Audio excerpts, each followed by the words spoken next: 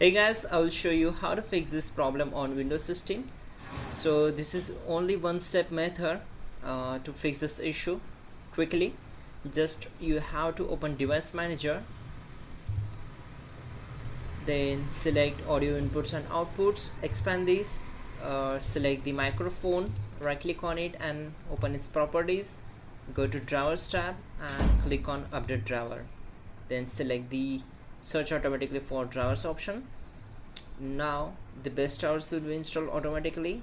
Close this window, close this one, and again close this one. Another way is just go to search bar, type here smmsys.cpl and hit enter. This will open sound properties.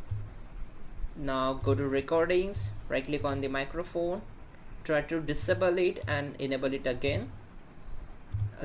Select the microphone, open its properties, and from the levels tab keep this up to the 100%, and from the advanced option you can also choose another quality channel to you can fix this issue from here also. And once done, just click on apply and then OK, and close all windows one by one. Now just restart your system and your problem will be solved for sure and 100%. You can also check out our description link to fix this issue quickly and effectively. And yeah, don't forget to like the video. Please do subscribe the channel.